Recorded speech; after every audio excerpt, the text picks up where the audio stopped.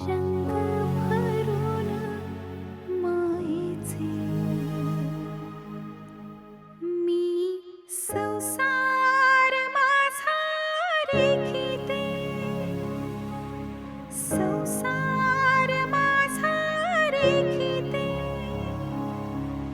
वाट नवीही चालता मी संसार माझा रेखिते मी संसार माझा रेखिते. श्रीकांत भाऊजी, नाही नको. काही न बोलता त्यांनी आधीच ॲडव्हान्स भरला होता.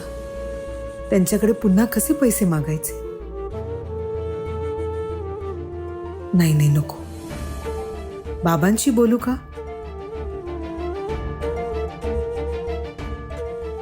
आज बाबांकडे गेले तर बाबा पुन्हा अपमान करतील.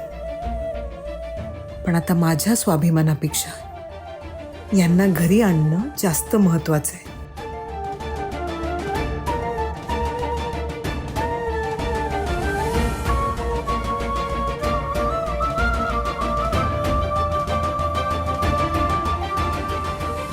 हो ठीक आहे ठीक आहे. नाही नाही निघतोय मी निघतोय. हो लगेच. हो ये. बाबा, मला जरा महत्वाचं बोलायचं आहे तुमच्याशी. काय रे? बाबा, त्याचा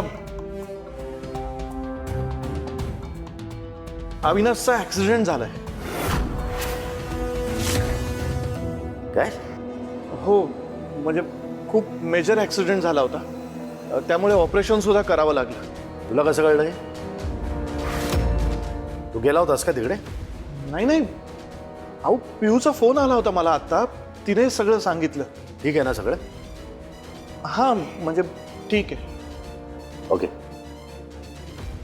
बाबा, ऐका ना, ते हॉस्पिटलमध्ये आहे ना तो, आणि ऑपरेशन करावं लागलं ना, त्यामुळे हॉस्पिटलचं बिल थोडं जास्त झालं आहे. आणि आत्ता अनुताईकडे पैसे नाही आहेत तेवढं बिल भरायला. मग म्हणजे आपण आत्ता अनुताईला मदत केली असती तर.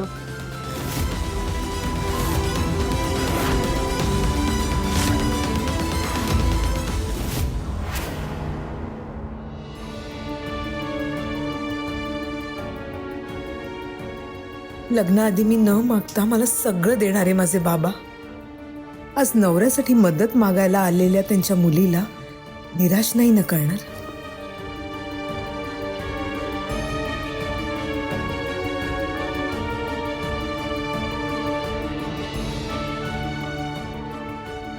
आपला काय संबंध त्याच्याशी?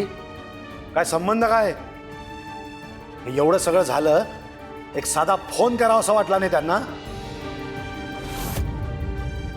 राहू दे त्यांना त्यांच्या गुरमीत. आणि वाचलाय ना तो? हां, म्हणजे आता आउट ऑफ डेंजर आहे अविनाश. पण काय ना, हॉस्पिटलचं बिल भरलं नाही तर डिस्चार्ज सुद्धा मिळणार नाही ना. राहू दे त्याला तिथेच. तेच डिझर्व करतो तो. मी एक छदाम देणार नाही. आणि तू सुद्धा द्यायचा नाहीस. आणि मला जर कळलं की माझ्या पाठीमागे तू तिला पैसे दिलेस, तुझं सुद्धा तोंड बघणार नाही मी.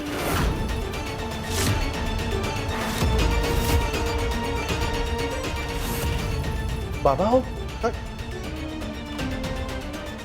बाबा, माझ्यामुळे बाबा आधीच दुखावले गेलेत. तर पुन्हा मंदार आणि त्यांच्या नात्यात वितुष्ट यायला नको.